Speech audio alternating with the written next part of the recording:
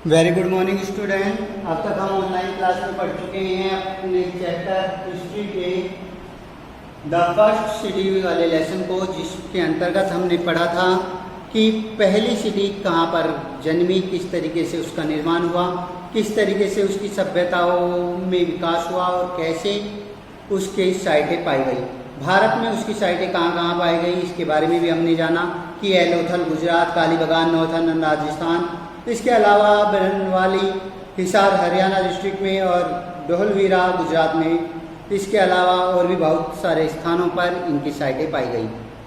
साथ ही अब जानते हैं हम इसके स्पेशल फीचर्स के बारे में कि की साइटों में क्या क्या स्पेशल फीचर या क्या क्या खास गुण देखने को मिले। सबसे पहले आइए जानते हैं हम इस क्षेत्र में पाए जाने वाले टाउनों की प्लानिंग के बारे में कि यहाँ पर जो टाउन पाए गए वहाँ की प्लानिंग क्या थी। Most of the cities of the civilisation were divided into two part. जो ये सभ्यता से जुड़े हुए लोग थे ज़्यादातर दो पार्टों में इनके जो सेंटर थे वे डिवाइड थे।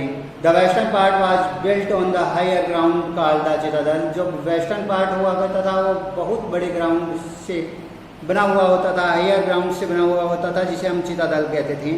The citadel has high wall which protected during the flood. Citadel पूर्ण रूप से बड़ी बड़ी दीवारों से घिरा रहता था जो बाढ़ से इसे बचाती थी। It contain important building like the granary, fire art and the great part of Mohenjodaro. इसके अंतर्गत ग्रेनरी भी हुआ करती थी जिसमें फूड ग्रेन को कंटेन किया जाता था। फायर आर्टर हुआ करते थे जिस पर विभिन्न प्रकार से हम बलि वेदी कह सकते हैं। इसके अलावा बाथिंग घाट हुआ करते थे, जो बाथिंग घाट हम मोहनजोदारो का जानते आ रहे हैं उसके बारे में। इसके अलावा most probably the ruling class lived in the citadel. इसके अलावा जो मेजर क्लासेज हुआ करती थी वे भी इन्हीं चितादल इन टाउनों में रहा करती थी। जो मेजर टाउन हुआ करते थे उन्हीं में रहा करती थी। The lower town was the eastern part, और लोअर टाउन आपके ईस्टर्न पार्ट में रहा करते थे। यहाँ पर लोअर लेवल के लोग रहा करते थे, या फिर ये कहा जा सकता है कि निम्न लोग रहा करते थे जो अलग तरीके के वर्क प्लेस पर कॉमन लोगों के रूप में कार्य करते थे। Even today both in the new Delhi and Washington DC important public building built on the rise ground. इसके अलावा यहाँ पर हम देख सकते हैं कि न्यू दिल्ली और वाशिंगटन डीसी में भी हमें पब्लिक बिल्डिंग जो देखने को मिलती हैं वे राइज ग्राउंड के आसपास ही देखने को मिलती हैं। इनके नाम रेजिना हिल्स, कैपिटोल हिल्स के नाम से हो सकते हैं या हैं। इसके अलावा use of the baked BRICS, पकी हुई ईंटों का इस्तेमाल जो देखने को मिलता है हमें इन टाउनों में देखने को मिलता है। Use of the baked bricks give strength to the building. ये बिल्डिंगों को स्ट्रेंथ प्रदान करती हैं, साथ ही साथ ये पावर देती हैं सिविलाइजेशन को। Bricks were used in building street and drains. इन ब्रिक्स द्वारा विभिन्न प्रकार से नालियाँ बनाई जाती हैं, ड्रेनेज बनाए जाते हैं, यहाँ पर बिल्डिंगें बनाई जाती हैं। इसके अलावा यहाँ पर जो रोड बनाए जाते हैं वे भी इसी के जरिए बनाए जाते हैं ताकि ये काफ़ी मजबूत हों। इनके द्वारा कंस्ट्रक्शन किया जाता है। The bricks were fitted tightly making the building strong and ride. इन ब्रिकों को अच्छी तरीके से फिट करके बिल्डिंग को स्ट्रॉन्ग किया जाता है, बनाया जाता है। The bricks were on the standard and uniform size. ये बिल्डिंगें अलग अलग स्टैंडर्ड की, अलग अलग साइज की देखने को मिलती हैं। The use of baked bricks in the construction of their building was the unique achievement of the Harappa culture. हम देखते हैं कि ये पकी हुई ईंटें यहाँ के इमारत कला का एक मुख्य नमूना है। यह हड़प्पा सभ्यता को बहुत अच्छी तरीके से दर्शाती हैं। वेल प्लान्ड हाउस, जो यहाँ पर हाउस देखते हैं सुनने को मिलते हैं वे बहुत ही वेल प्लान्ड है, या फिर ये कहा जा सकता है वे बहुत अच्छी तरीके से बनाए गए हैं।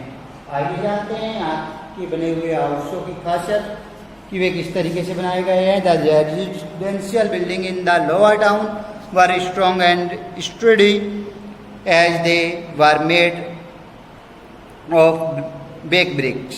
जो यहाँ पर रेजिडेंशियल बिल्डिंग देखने को मिलती हैं ये बहुत ही अच्छी पकी हुई ईंटों द्वारा बनती हैं। The wall strong and thick, जो इसकी दीवारें हैं बहुत मोटी और मजबूत हैं। Each house has a bathroom, प्रत्येक हाउस अपने घर में बाथरूम रखता है, किचन रखता है और कोर्टयार्ड रखता है। Most house also have a wall, और बहुत सारे घर अपने घर में कुएं भी रखते हैं। इस तरीके से हम देखते हैं कि यहाँ पर जो घर बनाए गए हैं वे बहुत ही अच्छी तरीके से मैनर्स किए गए हैं। वहाँ से नालियों का सिस्टम भी निकाला गया है अच्छी तरीके से। इसके अलावा वहाँ पर कुएं भी बनाए गए हैं, वहाँ पर रसोइयाँ भी बनाई गई हैं। इसके अलावा वहाँ पर अलग अलग रूम भी बनाए गए हैं, रहने के लिए अलग से, खेलने के लिए कोर्टयार्ड भी बनाया गया है। इस तरीके से हम देखते हैं कि उन्होंने बहुत अच्छी तरीके से प्लान किया गया है। Next, drainage system. आइए जानते हैं ड्रेनेज सिस्टम के बारे में, प्रवाह सिस्टम के बारे में या नालियों के सिस्टम के बारे में, कि वहाँ पर नालियों के प्रवाह सिस्टम को किस तरीके से दर्शाया गया है, या घरों से निकलने वाली गंदगी को किस तरीके से ड्रेनेज किया गया है। The most special features of this city they are well developed drainage system. यहाँ की सबसे मुख्य फीचर्स में यहाँ का सबसे अच्छा ड्रेनेज सिस्टम देखने को मिलता है। Every house has drainage with were connected to the main drain of the street. प्रत्येक घर में नाली है जो मेन ड्रेनेज या नाले से जुड़ी हुई है स्ट्रीट के। The drain were covered with the stone slab. इसके अलावा जो ये नालियाँ हैं ये स्टोन स्लैब के जरिए आपकी कवर की गई हैं। The drain were covered with stone slab and inspection holes were provided regular distance. इसके अलावा रेगुलर डिस्टेंस पर आपके इंस्पेक्शन होल छोड़े गए हैं। ब्रॉड स्ट्रीट, आइए जानते हैं कि यहाँ पर जो रास्ते हैं वे कितने चौड़े हैं, उनका किस तरीके से निर्माण किया गया है, आइए जानते हैं इस बारे में। The cities of Harappa civilisation has a neat and systematic look because of their strength of broad street. यहाँ पर बहुत चौड़ी रास्ते देखने को मिलते हैं। This street cut each other right angle, सभी रास्ते एक दूसरे को राइट एंगल पर काटते हैं। इस तरीके से हम कह सकते हैं कि यहाँ पर वेल डेवलप्ड रास्ते हैं जो इस तरीके से एक दूसरे को काट रहे हैं और इस तरीके के रोड बना देते हैं, और ये खास कर बहुत ही खूबसूरती से बनाए गए हैं। House were constructed on the both side, इसके दोनों तरफ घर बनाए गए हैं या बिल्डिंग्स बनाई गई हैं।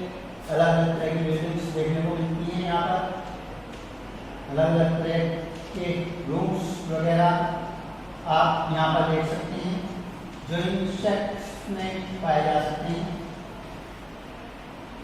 ये सब इसके खास एग्जाम्पल्स के रूप में देखने को मिलते हैं। Covered drainage run along the street, बहुत सारी नालियाँ बनाई गई हैं जो अच्छी तरीके से कवर हैं। रोड को ड्रेन किया गया है और पक्के ईंटों से बनाया गया है। द ग्रेट बाथ, आइए जानते हैं ग्रेट बाथ के बारे में जो मोहनजोदाड़ो में बनाया गया है। इसकी क्या फीचर्स हैं या इसके क्या गुण हैं। The great bath of Mohenjodaro also has a very unique style of architecture. In this great bath of Mohenjodaro के नाम से यह प्रसिद्ध है। This was a special tank made by bricks, ये ईंटों से बनाया हुआ एक तालाब है। The plaster coating side wall were watertight, इसके अलावा प्लास्टर से टाइट करके इस पर कोटिंग की गई है ताकि इसमें पानी भरा जा सके।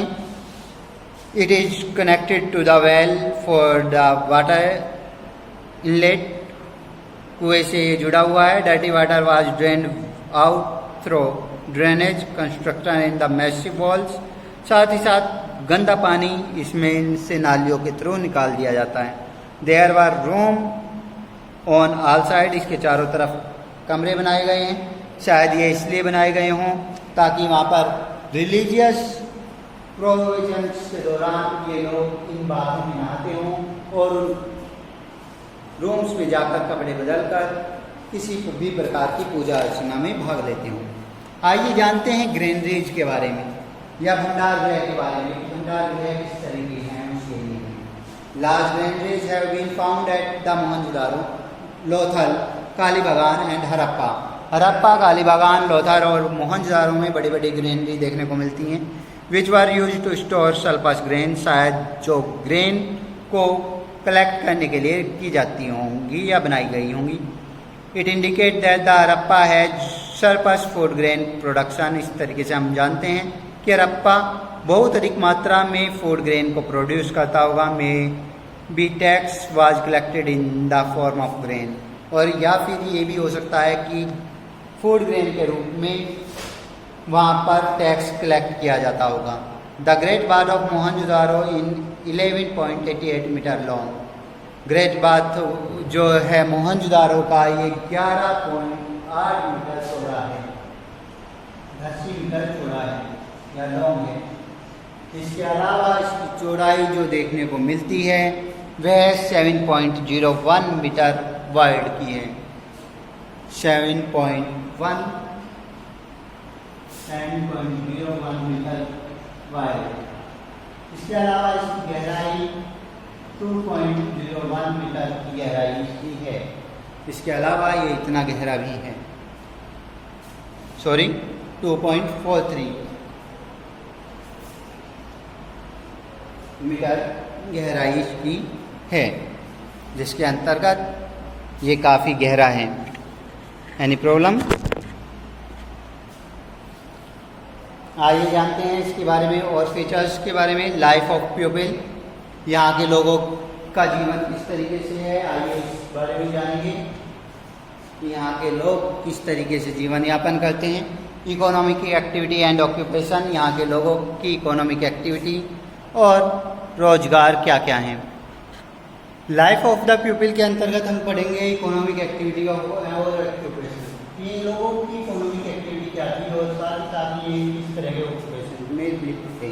हम देखते हैं कि ये लोग विभिन्न प्रकार के क्राफ्ट से जुड़े हुए थे। ये एक पोट्री मेकिंग का कार्य करते थे। इसके अलावा यहाँ पर विभिन्न प्रकार के मेटल वर्क किए जाते थे, जिसके कारण ये कॉपर और ब्रॉन्ज और विभिन्न प्रकार के टूल्स के द्वारा वेपन्स बनाते थे और ऑर्नामेंट बनाते थे। इसके अलावा ब्रॉन्ज स्टैचू देखने को यहाँ पर मिलते हैं, जो डांसिंग गर्ल्स के रूप में आप नीचे देख सकते हैं। इसके अलावा ब्रेड मेकिंग यहाँ पर एक मुख्य कार्य था जो यहाँ पर किया जाता था। इसके अलावा बेक्ड क्ले और टेराकोटा से सील्स बनाना, इसके अलावा टेराकोटा द्वारा या पकी हुई मिट्टी द्वारा खिलौने बनाना या कच्ची मिट्टी से खिलौने बनाकर उन्हें पका देना, ये यहाँ के कार्य थे। Seals are another special contribution, यहाँ पर सील्स देखने को मिलती हैं कि विभिन्न प्रकार की सील्स थी। बर्न क्ले और टेराकोटा को ही आप भुनी हुई या फिर पकी हुई मिट्टी को ही टेराकोटा कहा जाता है। इसके द्वारा विभिन्न प्रकार के मटेरियल बनाए जाते थे।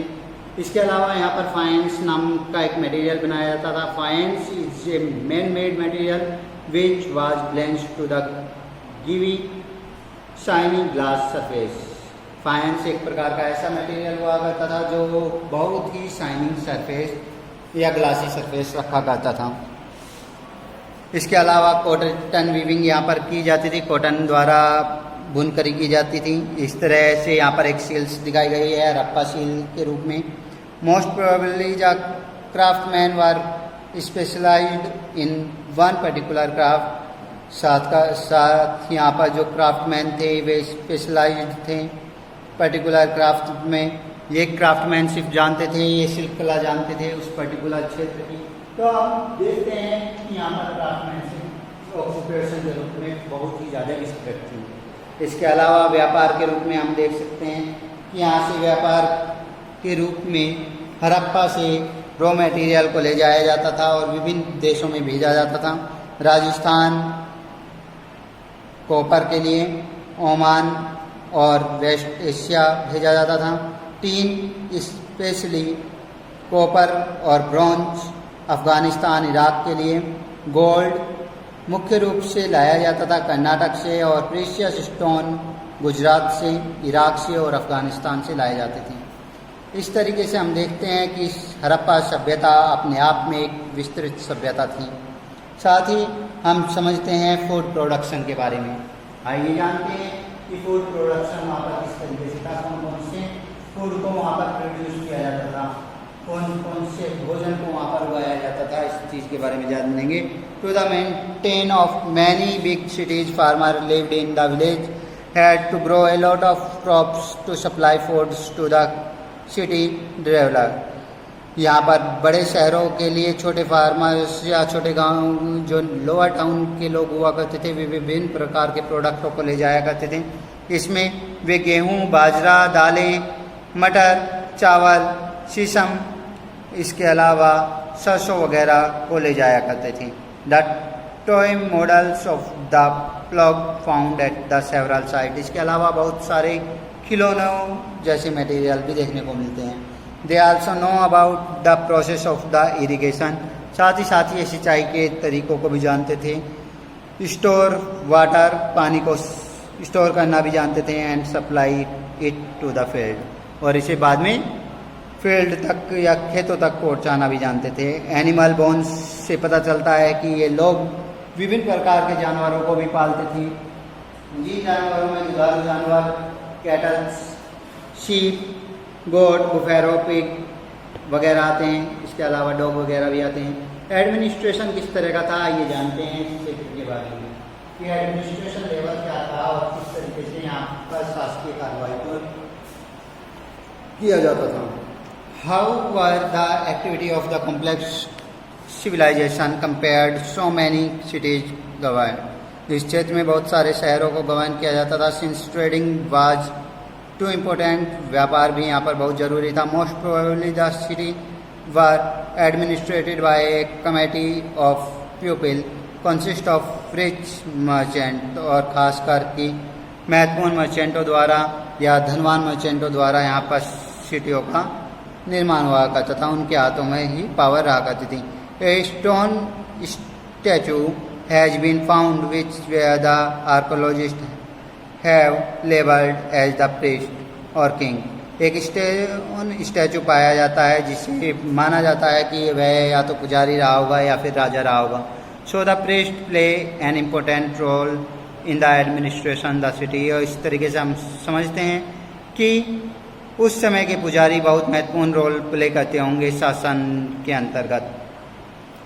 ए variety of task such as a regulation of trade, collection of taxes, maintenance of law and order was looked after the administration। और माना जाता है कि व्यापार के अंतर्गत टैक्स को कलेक्ट करना, लॉ और ऑर्डर को मेंटेन करने का कार्य और शासन को निभाए जाने का कार्य इनके द्वारा किया जाता होगा।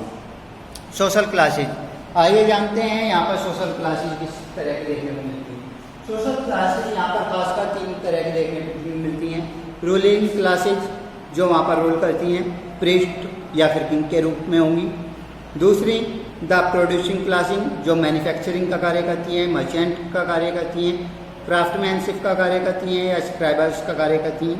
इसके अलावा the class of labour and patient, इसके अलावा किसान और लेबर वाली क्लास जो लोकल लोगों को दर्शाया गया है या आउटकास्टेड लोगों को दिखाया गया है। आइए जानते हैं इंटरटेनमेंट इन लोगों द्वारा कैसे किया जाता होगा। उस समय के दौरान अपने क्षेत्र का एंटरटेनमेंट ये अलग अलग तरीके से किए करते होंगे। The Harappa people were creative and they know how to एज्यूम themselves and their children as well। वे जानते थे कि अपने बच्चों को किस तरीके से खेल में लगाए रखना है। इन्होंने बहुत सारे छोटे छोटे खिलौने बनाए हैं जिनमें मिट्टी के रथ, मिट्टी के घोड़े, हाथी, कंचे और रेटल्स देखने को मिलती हैं। गुड़िया देखने को मिलती है, सीटियाँ देखने को मिलती हैं। They also play a game similar to the modern game of chess. इनके पास एक ऐसा गेम भी था जो आजकल चेस के गेम से काफ़ी मिलता जुलता है। Many terracotta tools have been found during the exhibition of the Harappa site. और इसी कारण बहुत सारे टूल्स देखने को मिले हैं हड़प्पा साइट से जो इस चीज़ को दर्शाते हैं या इस चीज़ के बारे में बताते हैं। स्क्रिप्ट कौन सी थी आइए जानते हैं। यहाँ ये टेराकोटा टूल्स के एग्जाम्पल आप पिक्चर्स में देख सकते हैं। आइए जानते हैं यहाँ की स्क्रिप्ट्स के बारे में कि यहाँ पर किस तरह की स्क्रिप्ट्स देखने को मिलती हैं। Harappa needed to write, they had to keep account and write down law, rule and regulation. Harappa को ज़रूरत थी लिखने की जिसके अंतर्गत वह अपने नियम कानून लिख सकें, साथ ही साथ रूल रेगुलेशन लिख सकें। The script has been found engraved on seals. इनकी जो स्क्रिप्ट देखने को मिलती है वह है उभरी हुई मिलती है इनकी सीलों पर। The Harappa script were pictographic. इनकी जो स्क्रिप्ट है वो पिक्चोग्राफिक है। It has picture like sign. यहाँ पर कुछ पिक्चर्स बनाई गई हैं जो किसी साइन को रिप्रेजेंट करती हैं, जो रिप्रेजेंट करती हैं एक आइडिया को, ऑब्जेक्ट एंड वर्ड्स को। However, the script has not yet been displayed. As a result, we have limited information regarding this civilization. इसकी स्क्रिप्ट के बारे में ज़्यादा अवशेष नहीं मिले हैं, जिसके कारण हम इसके बारे में बहुत कम जानते हैं। आइए जानते हैं इस क्षेत्र के धर्मों के बारे में कि वे किस चीज़ की पूजा करते थे। यहाँ के धर्म के लोग किस खास देवता की या देवी की पूजा करते थे, आइए जानते हैं। ये मदर देवी या मातृ देवी की पूजा करते थे। Like many religions of the later time, especially Hinduism, is believed that the Harappa may be worship mother goddess. माना जाता है कि हड़प्पा सभ्यता मातृ देवी की पूजा करती थी, जिसकी पिक्चर आप देख सकते हैं स्टैचू ऑफ मदर गॉडेस के रूप में। इसके अंतर्गत बहुत सारी शीलों पर इनका नाम भी है। Male gods is so surrounded by animal like the tiger, rhinoceros, buffalo. Males god को दिखाया गया है कि उसके चारों तरफ विभिन्न प्रकार के जानवर हैं, जिनमें टाइगर है, राइनोसोरस है, बुफेलो है, एलिफेंट है। ये शायद शिव और पशुपति की पूजा करते थे। पशुपति को ही शिव कहा गया है, लॉर्ड ऑफ एनिमल्स कहा गया है। इसके अलावा पेड़ों में ये पीपल देवता की पूजा किया करते थे। इसके अलावा पीपल पेड़ के अलावा ये तेजी नामक स्थान की भी पूजा किया करते थे। ये ग्रेव्स और ब्रोनल साइटों की भी पूजा किया करते थे। Grave and burial site have been found indicate that people believe in the life after death. इनकी कब्रें और ब्रोनल साइट देखकर पता चलता है, या अंतिम क्रिया स्थान देखकर पता चलता है कि ये मृत्यु के बाद के जीवन को मानते थे। The grave have been found with articles such as pottery and jewellery. इनके ग्रेव्स में विभिन्न प्रकार के आर्टिकल्स देखने को मिलते हैं जो बर्तनों के रूप में हैं और साथ ही साथ ज्वेलरी के रूप में हैं। Decline the civilisation. इस सभ्यता का अंत कैसे हुआ ये जानते हैं इसके बारे में। एक समय से चलती आ रही अच्छी सभ्यता का अंत लंबे समय के बाद हो गया। आइए जानते हैं ऐसे कौन से एस्पेक्ट्स रहे होंगे। वैसे तो हमें इसके खास एस्पेक्ट्स के बारे में नहीं पता है। The civilisation flourished between 2500 and 15,000 BC। लगभग 2500 ईसा पूर्व से 1500 ईसा पूर्व के करीब ये शासन काल रहा। Around 1500 BC there were various sign of trouble. 1500 BC के आसपास बहुत सारे ट्रबल के साइन यहाँ पर देखने को मिलते हैं। पीपल लेफ्ट मैनी उड़कर चले गए थे। Raw material stopped being brought from outside. Raw material को भी बाहर ही छोड़ दिया गया। The unique drainage system broke down. शायद उनका ये यूनिक ड्रेनेज सिस्टम ब्लॉक हो गया हो, जिसकी वजह से ये प्रॉब्लम देखने को मिली हो।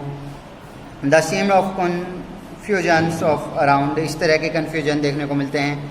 स्कॉलर को कोई भी रीज़न नहीं मिल पाया है जिसकी वजह से ये पता चल सके कि वहाँ पर किस तरह की आपदा आई होगी, क्या वहाँ पर बाढ़ आई होगी या फिर किसी वजह से डिफॉरेस्टेशन के कारण वहाँ पर अकाल पड़ गया हो। Some historians feel that the final blow of the civilization was given by the invention of the Aryas. कुछ विद्वान मानते हैं कि यहाँ पर जो इन्वेंशन हुए हैं वे आर्यन के इन्वेंशन हुए होंगे, आक्रमण हुए होंगे, जिसके कारण यह क्षेत्र खत्म हो गया होगा। Another believe that in that he decline was due to the natural climate like earthquake, flood, drought and epidemic. कुछ लोगों का मानना है कि वे उस क्षेत्र में विभिन्न प्रकार से भूकंप आए होंगे या बाढ़ आई होगी या फिर सूखा पड़ा होगा, जिसके कारण यह क्षेत्र पूर्ण रूप से नष्ट हो गया होगा या ख़त्म हो गया होगा। इस तरीके से हमारा यह लेसन कंप्लीट होता है। इस पूरे लेसन के आपको बुक वर्क फाइंड आउट करके लाना है।